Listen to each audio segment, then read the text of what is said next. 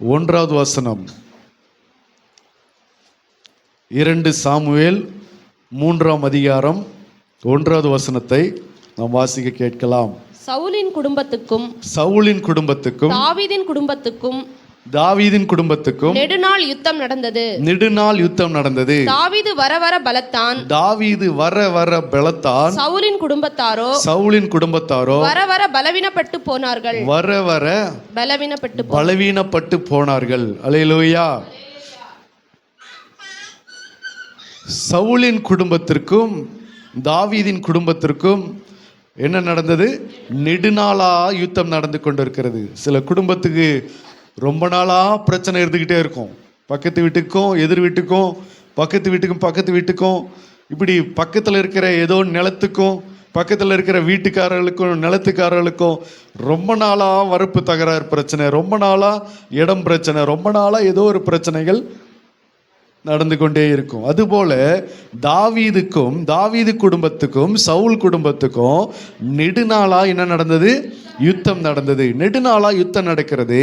அதில் அந்த யுத்தத்தில் என்ன நடக்கிறது அப்படின்னா, தாவீது குடும்பம் யுத்தம் நடக்க அது பலப்பட்டு கொண்டே இருக்கிறது.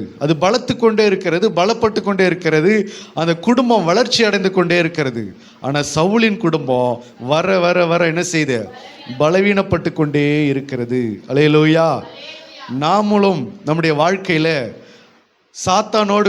சாத்தானுக்கு நமக்கு என்ன நடக்கிறது? நெடுநாளா யுத்தம் நடந்து கொண்டிருக்கிறது. அப்போ நெடுநாளா யுத்தம் நடக்க இப்போ சவுல் குடும்பம் தான் எது? சாத்தான் குடும்பம்னு வச்சுங்க. தாவீது குடும்பம் தான் எது? நம்ம குடும்பம்னு வச்சுங்க. அப்போ தாவீது குடும்பத்துக்கும் சவுலின் குடும்பத்துக்கும் யுத்தம் நடந்தது போல சாத்தானுக்கும் நமக்கும் ரொம்ப நாளாக என்ன செய்யுது? யுத்தம் நடக்கிறது. அப்போ இந்த யுத்தத்தில் தாவீது குடும்பம் வர வர என்ன செய்யப்பட்டது? பலப்பட்டு கொண்டே இருந்தது. சவுலின் குடும்பம் பலவீனப்பட்டு கொண்டே இருந்தது. அப்போ சாத்தானுக்கும் நமக்கும் யுத்தம் நடக்கிறது என்று சொன்னால் யார் பலவீனப்பட்டு போனோம்? நம்முடைய வாழ்க்கையில் சாத்தானும் அவனுடைய தந்திரமும் அவனுடைய திட்டங்களும் அவனுடைய செய்கைகளும் எல்லாம் வர வர வர வர என்ன செய்யணும்? பலவீனப்பட்டுக்கிட்டே இருக்கணும். நாமும் வர வர வர என்ன செய்யணும்? பலப்பட்டு கொண்டே இருக்கணும். கிருபையினாலும் சத்தியத்தினாலும் ஜெபத்தினாலும் வேத வசனத்தினாலும் ஆவியினாலும் பரிசுத்தத்தினாலும் நீதியினாலும் கர்த்தருடைய ஆவியின் கனிகளாலும் இப்படி நாளுக்கு நாள் என்ன செய்யணும்? பலப்பட்டு கொண்டே இருக்க வேண்டும்.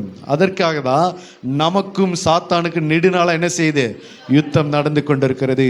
நம்முடைய வாழ்க்கையில் அவன் தான் என்ன செய்யப்படணும்? பலவீனப்பட்டு போகணுமே தவிர நம்ம என்ன செய்யக்கூடாது? பலவீனப்பட்டு போகக்கூடாது. இன்றைக்கி நிறைய நேரங்களில் நம்ம தான் என்ன செஞ்சிடறோம்? பலவீனப்பட்டு போயிடுறோம். யாரு கூட எதிர்த்து நிற்க முடியாமல், சாத்தானோடு கூட எதிர்த்து நிற்க முடியாமல், சாத்தானோடு கூட சண்டை போட முடியாமல், சாத்தானுடைய தந்திரங்களை ஜெயிக்க முடியாமல் நாம் தான் இன்றைக்கி பலவீனப்பட்டு போகிறோம். ஆனால் நம்ம கையில் தான் என்ன இருக்கிறது? ஆவியின் பட்டயம் இருக்கிறது, சத்தியம் என்னும் கச்சை இருக்கிறது, இரட்சணியம் என்னும் தலைச்சீராக இருக்கிறது, நீதியும் பட்டயம் இருக்கிறது. இப்படி எல்லா சர்வாயுத வர்க்கமும் நம்ம கையில் தான் இருக்கிறது. அப்படி எல்லாவற்றையும் நம்ம வைத்து கொண்டோம் நாம் தான் என்ன செய்கிறோம்? பலவீனப்பட்டு போகிறோம். அப்படி பலவீனப்படுவதற்காக தேவன் நம்மளை அழைத்தார், அபிஷேகம் பண்ணினார். அதற்காக இல்லை. கர்த்தர் நம்மை நாளுக்கு நாள் என்ன செய்யணும்? உள்ளான மனுஷனானது நாளுக்கு நாள் புதிதாக்கப்படவும் பலனடையவும், பலத்தின் மேல் பலனடைந்து சீயோனை காணவும் தான் கர்த்தர் நம்மளை என்ன பண்ணாரு? அழைத்து அபிஷேகம் பண்ணி நம்மளை சரிப்படுத்தி வைத்திருக்கிறார், சுத்திகரித்து வைத்திருக்கிறார். அல்லேலூயா. அப்போ தாவீது குடும்பத்துக்கும் சவுலின் குடும்பத்துக்கும் நெடுநாளா யுத்தம் நடந்தது. அந்த யுத்தத்தில் தாவீது வர வர வர ஒரே நாள் இல்லை, வர வர என்ன செய்யப்பட்டான்? பலப்பட்டான். அல்லேலூயா. சாத்தானுக்கு நமக்கு நடக்கிற போர் முகத்தில் யுத்தத்தில் நம்ம எல்லாரும் ஒரே நாளில் பலப்பற்ற முடியாது. நாளுக்கு நாள் என்ன செய்யப்பட வேண்டியதாக இருக்குது? அவனை ஜெயிக்க வேண்டியதாக இருக்கிறது. ஒவ்வொரு நாளும் ஜெயிக்க வேண்டியதாக இருக்கிறது. நீதிமான் 7 தரம் விழுந்தாலும் திரும்பவும் என்ன செய்ய வேண்டும்? எழுந்திருக்க வேண்டும். எழுந்து அவனை ஜெயிக்க வேண்டும். அப்போ பல முறை நமக்கு நாளுக்கு நாள் சாத்தான் நம்மிடத்தில் அவன் யுத்தத்தை செய்தாலும், அவன் தந்திரங்களை நம்மிடத்தில் கொண்டு வந்தாலும், அவன் நம்மளை மடங்கடிக்க வேண்டும் என்ற திட்டங்களை உபாய தந்திரங்களை ஏற்படுத்தினாலும் நாளுக்கு நாள் நாம தான் என்ன செய்யணும்? பலப்பட்டு கொண்டே இருக்க வேண்டும். அல்லேலூயா. சரி, இது குடும்பத்தை, தாவீதின் குடும்பத்துக்கும் சவுலின் குடும்பத்துக்கு நெடுநாளாய் யுத்தம் நடந்தது. அந்த யுத்தத்தில் தாவீதின் குடும்பம் என்ன செய்யப்பட்டது? வர வர நாளுக்கு நாள் வர வர பலப்பட்டு கொண்டு இருந்தது. சவுலின் குடும்பம் பலவீனப்பட்டு கொண்டே இருந்தது. பலவீனப்படுத்துகிறது ஒரு பிசாசினுடைய ஆவி. பலவீனப்படுத்துறது எது? ஒரு பிசாசினுடைய ஆவி.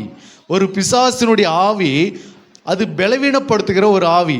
அந்த ஆவி எப்படி ஒரு குடும்பத்தை பலவீனப்படுத்துது? ஒரு குடும்பம் பலவீனப்பட்டு போகுதுன்னா என்ன அர்த்தம்? நேற்று தினத்தில் பார்த்தது போல குடும்பத்தில் பொருளாதாரங்கள் அழிக்கப்படும், பண தேவைகள் அது நஷ்டப்படும், வருமானம் நஷ்டப்படும். அல்லேலூயா.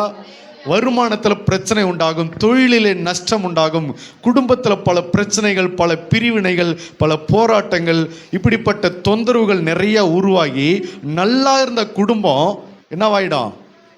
அப்படியே சரிந்து போய் காணப்படும். ஒரு காலத்தில் நல்லா இருக்கிற அந்த குடும்பம் அப்படியே நாளுக்கு நாள் என்ன செய்யும்? அப்படியே மெலிஞ்சு போய் சரிவடைஞ்சு அந்த குடும்பம் ஒன்றுத்துக்கு இல்லாமல் அப்படியே ஒரு மாதிரி தள்ளப்பட்டுரும். நடுத்தெருவில் நிற்கிறதுக்கு சமமாக அந்த குடும்பம் நிற்கப்படும். இதுதான் அந்த குடும்பம் என்ன செய்யப்படுது? பலவீனப்பட்டு போகிற ஒரு காரியங்கள். அப்போ இந்த பலவீனத்தை உண்டு பண்ணுகிறது எது என்று சொன்னால், அந்த குடும்பத்துக்குள்ளே காணப்படுகிற ஒரு பிசாசினுடைய ஆவிகள். அல்லேலூயா. அந்த குடும்பத்தில் இருக்கிற தொழிலை அது பலவீனப்பட செய்யும். அந்த குடும்பத்தில் இருக்கிற மனிதர்களை அது பலவீனப்பட செய்யும். அந்த குடும்பத்தை நலிவடைய செய்யும். அதுக்கு பேர் தான் குடும்பத்தில் பலவீனப்படுத்துவது, குடும்பத்தின் நிம்மதியை கெடுப்பது, குடும்பத்தில் வியாதியை கொண்டு வருவது, குடும்பத்தில் கடன் பிரச்சனை கொண்டு வருவது, குடும்பத்தில் கஷ்டங்களையும் பல கண்ணீர்களையும் வியாதிகளையும் தோல்விகளையும் அவமானத்தையும் கொண்டு வந்து அந்த குடும்பம் நாளுக்கு நாள் நலிவடைந்து கொண்டே இருக்கும். அப்போ அதுதான் அந்த குடும்பத்துக்கு பேர் என்னது? பலவீனப்பட்டு கொண்டிருக்கிறது. அப்போ அந்த குடும்பம் பலவீனப்பட்டு கொண்டிருப்பதற்கு காரணம், அந்த குடும்பத்துக்கு பின்னாடி ஒரு ஆவி செயல்படுகிறது, ஒரு கூட்டம் ஆவி செயல்படுகிறது. அல்லேலூயா. அப்போ ஒரு கூட்டம் ஆவி செயல்பட்டு அந்த குடும்பத்தை நாளுக்கு நாள் அது நலிவடைய செய்து அது பலவீனப்படுத்தி கொண்டே இருக்கும். அது அந்த குடும்பத்தாருக்கு அது என்ன பண்ணாது?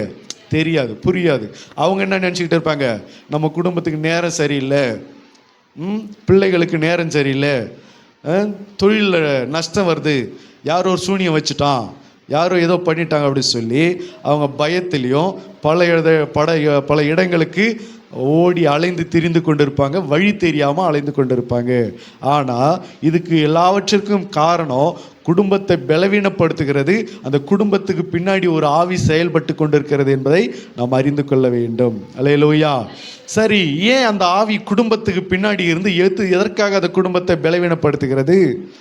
எப்படி அந்த ஆவி செயல்படுகிறது அப்படின்னா, அந்த குடும்பத்தில் உள்ள தலைவர்களோ அந்த குடும்பத்தில் உள்ள தலைவியோ அவங்க மனம் திரும்பாத பட்சத்தில் இந்த ஆவி என்ன செய்யணும்னா உள்ள நுழையும். ஒரு குடும்பம் யார் தலைமையில் நடக்குது? யார் தலைமையில் நடக்குது? தலைவர் தலைமையில் நடக்கிறது. அந்த குடும்பத்தின் தலைவரோ தலைவியோ அந்த குடும்பத்தினுடைய முக்கியமானவர்களுடைய தலைமையில் அந்த குடும்பம் நடந்து கொண்டிருக்கும். அப்போ அவங்க பொறுப்பு தான் அந்த குடும்பம். அல்லேலூயா.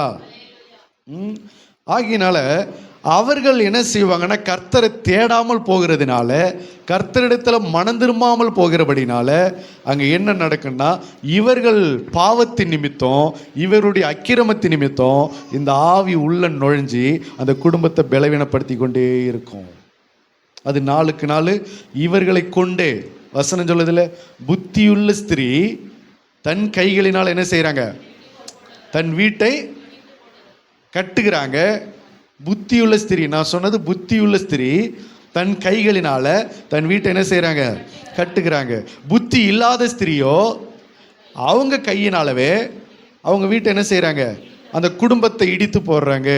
அப்போ இந்த பலவீனப்படுத்துகிற இந்த ஆவி யாரை கொண்டு குடும்பத்தை பலவீனப்படுத்துகிறதுனா, புத்தி இல்லாத மனைவி, புத்தி இல்லாத தலைவி, புத்தி இல்லாத தலைவன், புத்தி இல்லாத மனம் திரும்பாத தலைவன், இவர்களை கொண்டே அந்த குடும்பத்தை அது இடித்து போடும். இவர்களை கொண்டே அந்த குடும்பத்தின் பொருளாதாரத்தை நஷ்டப்படுத்தும், வருமானத்தை நஷ்டப்படும், தேவையில்லாமல் வீண் காரியங்களுக்கு அது செலவழிக்க அது இவர்களை தூண்டும். இவர்களும் அதை தெரியாமல் இப்படியெல்லாம் செய்து அந்த புத்தி இல்லாத காரியத்தினால அந்த குடும்பத்தை அவர்கள் கைகளினாலவே இடித்து போடுவாங்க. அப்போ இதுதான் அவர்களுக்கு பின்னாடி செயல்படுகிற அந்த பலவீனத்தின் ஆவிகள். அல்லேலூயா. அப்போ ஒரு குடும்பத்தை இந்த பலவீனப்படுத்துகிற ஆவி ஒரு குடும்பத்தை எப்படி பலவீனப்படுத்துகிறது? அந்த குடும்பத்தின் தலைவரோ தலைவியோ மனம் திரும்பாத பட்சத்தில் அந்த குடும்பத்தை அவங்களை கொண்டே என்ன செய்யும்? பலவீனப்படுத்திக்கிட்டே இருக்கும். இவங்க என்ன சொல்லுவாங்கன்னா, யாரோ பக்கத்து வீட்டுக்காரங்க வந்து சூனியம் வச்சுட்டாங்க, அவங்க சொந்தக்காரங்க யாரோ செய்வினை பண்ணிட்டாங்க, அதனால தான் என் குடும்பம் இப்படி ஆயிடுச்சு. அப்படிலாம் கிடையாது. எத்தனை பேர் சூனியம் வச்சாலும் குடும்பத்தின் தலைவனும் தலைவியும் கர்த்தருக்குள்ள சரியா இருந்துட்டாங்கன்னு சொன்னா அவர்களுக்கு எத்தனை பேர் சூனியம் செய்வினை செஞ்சாலும் அது அவங்களை என்ன செய்யாது? பாதிக்கவே பாதிக்காது. அல்லேலூயா. இன்னும் சொல்ல போனா இந்த விஷயம் சூனியம் செய்யறவனுக்கே தெரியும். இந்த விஷயம் சூனியம் செய்கிறவனுக்கே தெரியும். செய்வினை செய்கிறாங்கல்ல, அவங்களுக்கே இந்த விஷயம் தெரியும். அவங்க தன்னுடைய வாழ்க்கையில் அவங்க கரெக்டாக நீதியாக நடக்கிறாங்கன்னா இவங்க செய்கிற சூனியம் அவங்களுக்கு என்ன பண்ணாது? பலிக்காதுன்றது அது அவங்களுக்கே தெரியும். யாரோ ஒருத்தவங்க தப்பு பண்ண போய் தான், அவங்க பாவத்தை செய்ய போய், அக்கிரமத்தை செய்ய போய் தான் இவர்கள் செய்கிற சூனியம் அவங்களுக்கு அது பலிக்கவும் நிறைவேறவும் ஆரம்பிக்கும். ஒரு குடும்பத்தின் தலைவனோ தலைவியோ சரியாக இருக்க ஆரம்பிச்சிட்டாங்கன்னா அவர்கள் குடும்பத்துக்கு அது என்ன செய்யாது? ஒன்றும் பலிக்க போவது கிடையாது. அப்போ இந்த பலவீனப்படுத்துகிற ஆவி எதை கொண்டு உள்ளே நுழைந்தது? இந்த தலைவனும் இந்த தலைவியும் புத்தி இல்லாமல் வாழ்க்கை நடத்தும் போது, கர்த்தருக்கு கீழ்ப்படியாமல் வாழும்போது, கர்த்தரை கோபமும் எரிச்சலும் மூட்டி வாழும்போது இவர்களை கொண்டே அந்த குடும்பம் என்ன செய்யப்படும்? பலவீனப்படுத்தி கொண்டிருக்கும். அல்லேலூயா, அல்லேலூயா. அதை தான் பிரசங்கி 9:18 அவர் சொல்றாரு பாருங்க, வாசிக்கலாம். பிரசங்கி 9:18 மைக்கில் வாசிங்க. யுத்த ஆயுதங்களை பார்க்கிலும் ஞானமே நல்லது, ஞானமே நல்லது. பாவியான